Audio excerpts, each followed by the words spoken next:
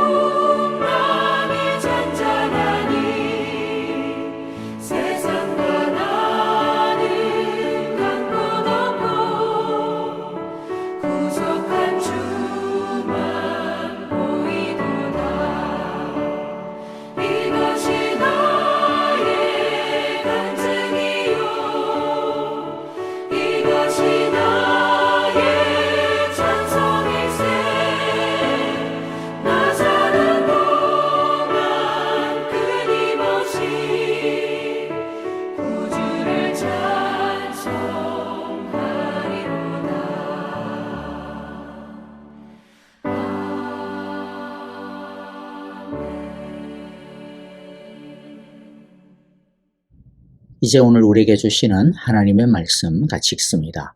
역대상 9장 1절부터 44절의 말씀인데요. 우리 함께 오늘도 영상을 통하여서 1절부터 같이 읽도록 하겠습니다. 다 함께 읽겠습니다. 온 이스라엘이 그 계보대로 계수되어 그들은 이스라엘 왕조실록에 기록되니라. 유다가 범죄함으로 말미암아 바벨론으로 사로잡혀 갔더니 그들의 땅 안에 있는 성읍에 처음으로 거주한 이스라엘 사람들은 제사장들과 레위 사람들과 느디님 사람들이라. 유다 자손과 베냐민 자손과 에브라임과 므낫세 자손 중에서 예루살렘에 거주한 자는 유다의 아들 베레스 자손 중에 우대이니 그는 암미후세 아들이요 오므리의 손자요 이므리의 증손이요 바니의 현손이며 실로 사람 중에서는 맏아들 아사야와 그의 아들들이요 세라 자손 중에서는 여우엘과 그 형제 690명이요 베냐민 자손 중에서는 하스누아의 증손 호다위아의 손자 무술람의 아들 살루요 여로함의 아들 이브느야와 미그리의 손자 우시의 아들 엘라요 이브니야의 증손 르우엘의 손자 스바디아의 아들 무술람이요 또 그의 형제들이라. 그들의 계보대로 계수하면 956명이니 다 종족의 가문의 우두머리들이더라. 제사장 중에서는 여다야와 여호야립과 야긴과 하나님의 성전을 맡은 자 아사랴이니 그는 힐기야의 아들이요 무술람의 손자요 사독의 증손이요 무라요의 현손이요 아히두베의 오대손이며 또 아다야이니 그는 여로함의 아들이요 바스훌의 손자요 말기야의 증손이며 또 마세니 그는 아디엘의 아들이요 야세라의 손자요 무술람의 증손이요 무실레밋의 현손이요 임멜의 오대손이며 또 그의 형제들이니 종족의 가문의 우두머리라. 하나님의 성전의 임무를 수행할 힘있는 자는 모두 1760명이더라. 레위 사람 중에서는 무라리 자손 스마야이니 그는 핫수베의 아들이요 아스리감의 손자요 하사베아의 증손이며 또 박박갈과 헤레스와 갈랄과 마따냐이니 그는 미가의 아들이요 시그리의 손자요 아삽의 증손이며 또 오바디아이니 그는 스마야의 아들이요 갈랄의 손자요 여두둔의 증손이며 또 베레기아이니 그는 아사의 아들이요 엘가나의 손자라. 느도바 사람의 마을에 거주하였더라. 문지기는 살룸과 악굽과 달몬과 아히만과 그의 형제들이니 살룸은 그 우두머리라. 이 사람들은 전에 왕의 문 동쪽 곧 레위 자손의 진영의 문지기이며 고라의 증손 에비아삽의 손자 고레의 아들 살룸과 그의 종족 형제 곧 고라의 자손이 수종드는 일을 맡아 성막 문들을 지켰으니 그들의 조상들도 여호와의 진영을 맡고 출입문을 지켰으며 여호와께서 함께 하신 엘르아살의 아들 비느하스가 옛적에 그의 무리를 거느렸고 무셀레미아의 아들 스가랴는 회막 문지기가 되었더라. 택함을 입어 문지기 된 자가 모두 212명이니 이는 그들의 마을에서 그들의 계보대로 계수된 자요 다윗과 선견자 사무엘이 전에 세워서 이 직분을 맡긴 자라. 그들과 그들의 자손이 그 순찰을 좇아 여호와의 성전 곧 성막 문을 지켰는데 이 문지기가 동서남북 사방에 섰고 그들의 마을에 있는 형제들은 이레마다 와서 그들과 함께 있으니 이는 문지기의 우두머리 된 레위 사람 넷이 중요한 직분을 맡아 하나님의 성전 모든 방과 곳간을 지켰음이라. 그들은 하나님의 성전을 맡은 직분이 있으므로 성전 주위에서 밤을 지내며 아침마다 문을 여는 책임이 그들에게 있었더라. 그 중에 어떤 자는 섬기는 데 쓰는 기구를 맡아서 그 수효대로 들여가고 수효대로 내오며 또 어떤 자는 성소의 기구와 모든 그릇과 고운 가루와 포도주와 기름과 유향과 향품을 맡았으며 또 제사장의 아들 중에 어떤 자는 향품으로 향기름을 만들었으며 고라 자손 살룸의 맏아들 맏디디아라 하는 레위 사람은 전병을 굽는 일을 맡았으며 또 그의 형제 그핫 자손 중에 어떤 자는 진설하는 떡을 맡아 안식일마다 준비하였더라. 또 찬송하는 자가 있으니 곧 레위 우두머리라. 그들은 골방에 거주하면서 주야로 자기 직분에 전념하므로 다른 일은 하지 아니하였더라. 그들은 다 레위 가문의 우두머리이며 그들의 족보의 우두머리로서 예루살렘에 거주하였더라. 기브온의 조상 여이엘은 기브온에 거주하였으니 그의 아내의 이름은 마가라. 그의 맏아들은 압돈이요 다음은 술과 기스와 바알과 넬과 나답과 그돌과 아히오와 스가랴와 미글롯이며 미글롯은 시므암을 낳았으니 그들은 그들의 친족들과 더불어 마주하고 예루살렘에 거주하였더라. 넬은 기스를 낳고 기스는 사울을 낳고 사울은 요나단과 말기수아와 아비나답과 에스바알을 낳았으며 요나단의 아들은 무립바알이라. 무립바알은 미가를 낳았고 미가의 아들들은 비돈과 멜렉과 다레아와 아하스이며 아하스는 야라를 낳고 야라는 알레멧과 아스마웻과 시므리를 낳고 시므리는 모사를 낳고 모사는 비느아를 낳았으며 비느아의 아들은 르바야요 그의 아들은 엘르아사요 그의 아들은 아셀이며 아셀이 6 아들이 있으니 그들의 이름은 아스리감과 보그르와 이스마엘과 스아랴와 오바디아와 하나니라. 아셀의 아들들이 이러하였더라.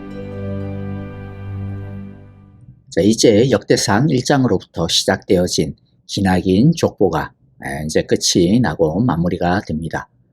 역대상 1장부터 8장까지의 족보가 과거의 이야기라면 9장의 족보는 포로에서 가나안으로 귀환한 자들의 이야기로 전환시키는 역할을 합니다. 9장의 내용을 잠깐 구분해 보면 다음과 같습니다. 1절부터 9절은요, 예루살렘에 거주하는 사람들과 인원에 대하여, 10절부터 34절은 레위 지파의 명단과 맡은 일에 대하여 기록을 하고 있는데요.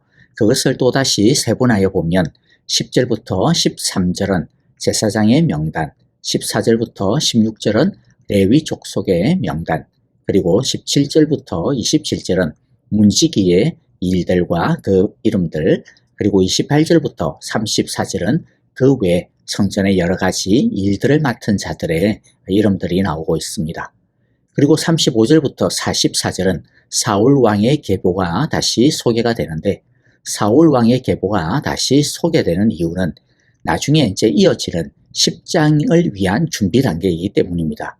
10장에서는 사울 왕의 이야기가 나오고 있습니다. 오늘은 두 가지 주제에 집중하여 함께 은혜를 나누고자 합니다.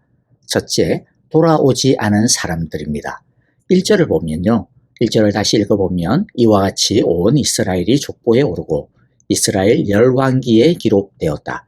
유다는 배신하였으므로 바빌론으로 사로잡혀 갔는데, 먼저 여기서 잠깐 정리할 것이 있으니까요. 좀 정리를 해보겠습니다. 먼저 이스라엘 열왕기에 기록이 되었다 그러는데, 여기서 열왕기는 우리가 알고 있는 열왕기 상하를 이야기하는 것이 아닙니다. 오늘날에는 전해지지 아니하는 역사의 기록물입니다.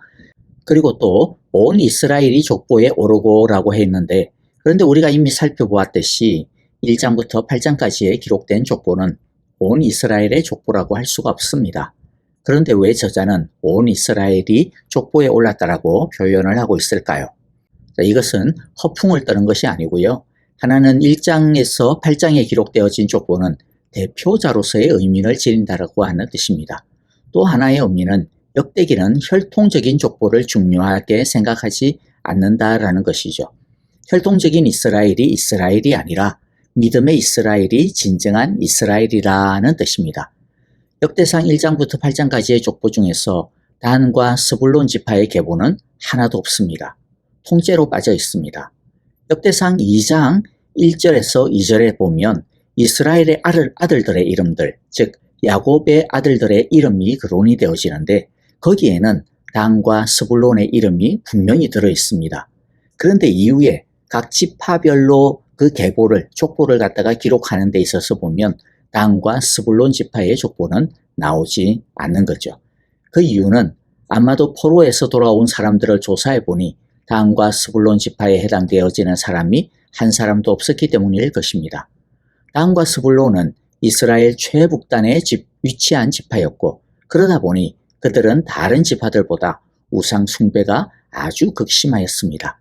이들이 비록 혈통적으로는 한 민족, 이스라엘의 한 종족이지만 하나님의 나라를 이루는 데 있어 우상 숭배를 하는 후손들에게는 더 이상 그 언약이 성취되지 못하고 명단에서 제외됨을 본문에서 드러내주고 있는 것입니다.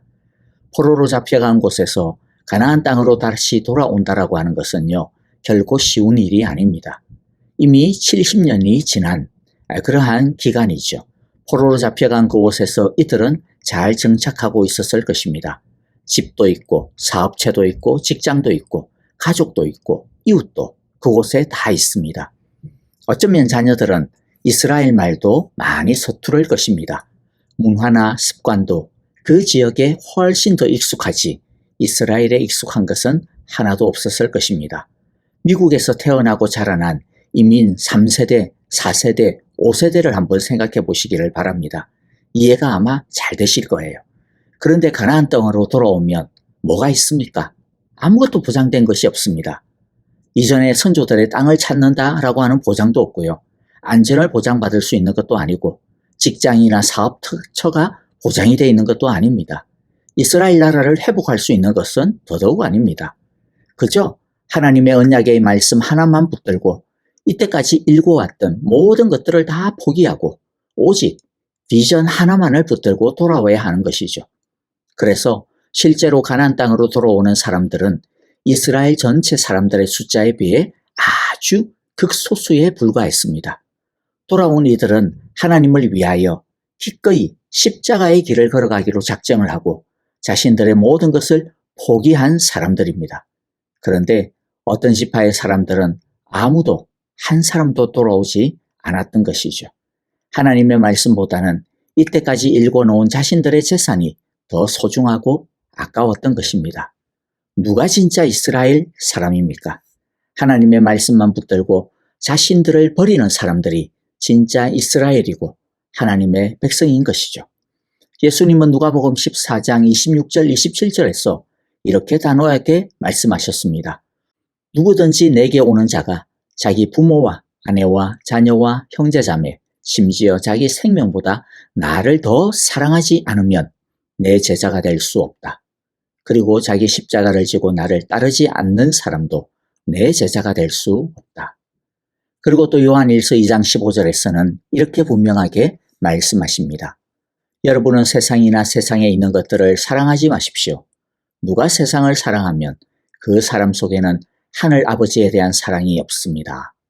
세상을 더 사랑하여 하나님을 잊어버린 사람들, 세상을 더 사랑하여 세상에 남기로 한 사람들을 하나님은 거룩한 이스라엘의 계보에서 그 이름을 빼버리셨습니다.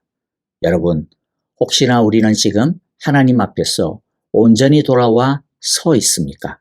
아니면 아직도 세상에 빠져나오지 못하고 있거나 아니면 계속 미련하게 세상을 향하여 고개를 돌리면서 살고 있습니까? 돌아오지 못하여 그 이름이 삭제되어져 버린 단과 스불론의 어리석음과 비극의 그 전철을 우리는 따라가지 말아야 할 것입니다.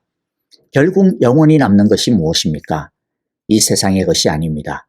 오직 하나님의 뜻을 행하는 것만이 영원히 남음을 우리 모두가 기억하기를 원합니다.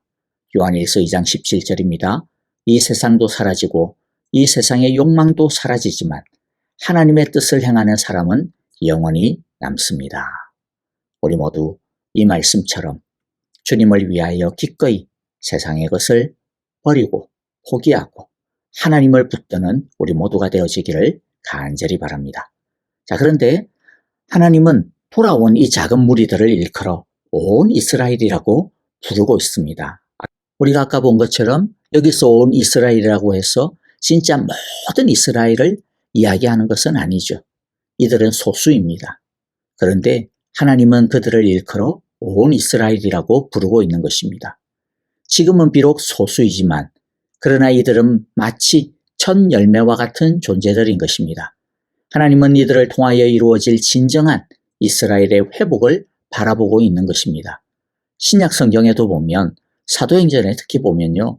바울과 사도들이 어느 동네에 들어가서 복음을 전하면 그 복음을 믿고 예수님께로 돌아오는 사람들이 있었습니다. 그런데 누가는 이런 회심이 있을 때마다 흥미로운 표현을 사용하는데요. 예를 들면 이런 표현들입니다. 사도행전 13장 49절에 보니까 이렇게 해서 주님의 말씀이 그 온 지방에 퍼져나갔다. 또 사도행전 16장 5절에 보면 교회들은 그 믿음이 점점 더 튼튼해지고 그 수가 나날이 늘어갔다. 자, 이것을 표현 있는 그대로 받아들이면 마치 온 지방에 주님의 말씀이 퍼져나간 것처럼 예수 믿는 사람들이 엄청 늘어나는 것처럼 이해될 수가 있습니다. 그런데 사실은요, 그 수가 그렇게 많지 않았습니다. 그 퍼져나가는 것이 그렇게 급속도로 그렇게 번져가지도 않았습니다. 극소수였습니다. 그런데도 불구하고 왜 성령님은 이렇게 표현하게 하셨을까요? 저는 이것을 믿음의 숫자 또는 겨자씨의 숫자라고 부르고 싶습니다. 비록 지금은 아주 작은 겨자씨 한 알만한 회심의 숫자이지만 하나님은 그 작은 겨자씨 한 알만한 사람들을 통하여 나중에 이루어질 놀라운 일들을 미리 내다보고 적고 있는 것입니다. 여러분, 우리도 이런 믿음의 눈을, 겨자씨 한 알의 믿음의 눈을 가질 수 있기를 바랍니다.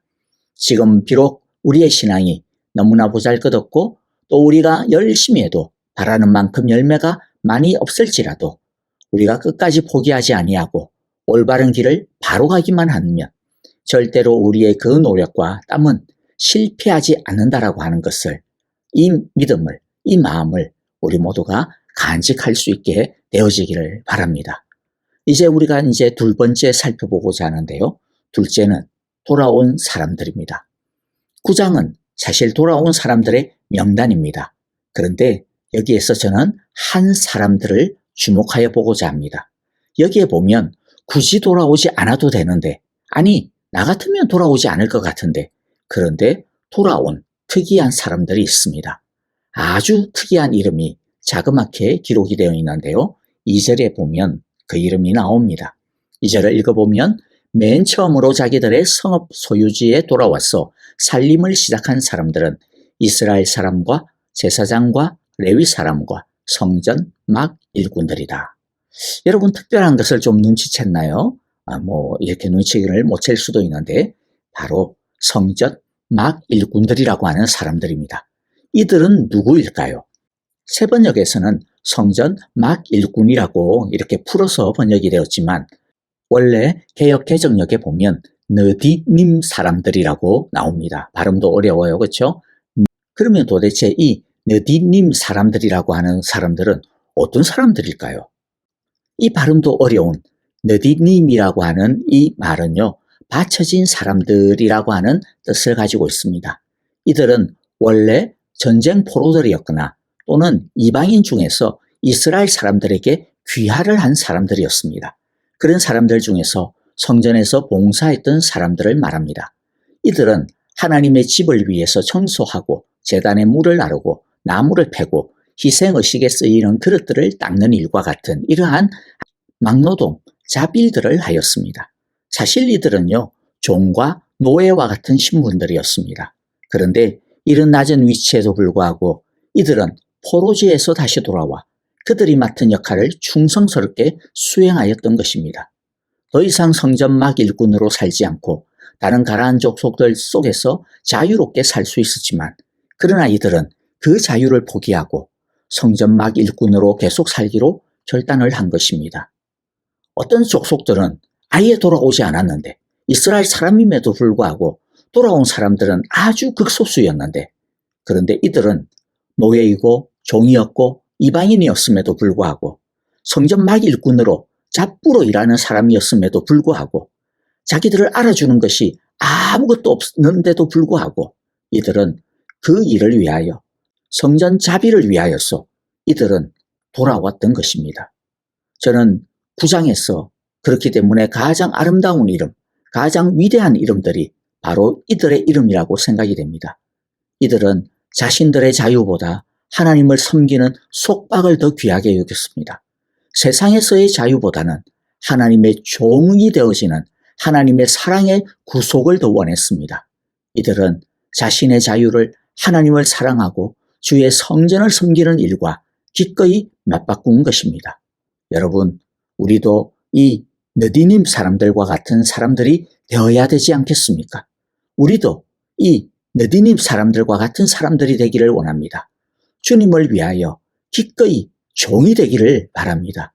왜냐하면 주님을 섬기는 것이 이 세상의 낙을 누리는 것보다 훨씬 더 귀한 것이기 때문이죠.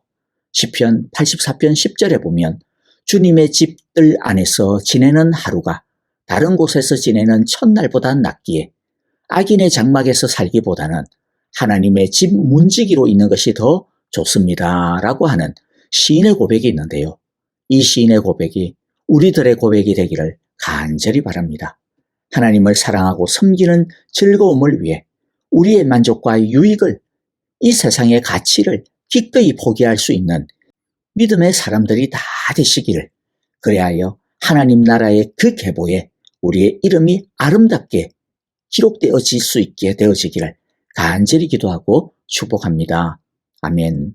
자, 오늘 우리에게 주신 귀한 말씀들 마음 가운데 새기면서 우리 함께 주님 돌아오지 않는 사람들 되지 않게 하시고 기꺼이 주님의 종으로 돌아오는 느디님 사랑과 같이 되게 하여 주소서. 우리 그렇게 기도하기를 원합니다. 교회를 위하여, 형제자매들을 위하여 기도할 때 특별히 아프신 성도님들 붙들고 우리 간절히 기도했으면 좋겠습니다. 지수영 집사님, 최정년 자매님, 그리고 이경 집사님, 주님 그 항암 치료 잘 받게 하시고 고통 가운데서도 끝까지 이기게 하여 주소서. 그렇게 기도해 주시고요. 그리고 또 우리 호스피스 중에 있는 우리 배병홍 장로님을 위하여서 주여 은혜로 그의 육신과 그의 마음과 영혼을 덮어주소서. 우리 그렇게 기도해 주시기를 바랍니다. 선교사님들을 위하여서도 우리 함께 다 같이 뜨거운 사랑으로 기도하기를 바랍니다. 같이 찬송하며 기도하겠습니다.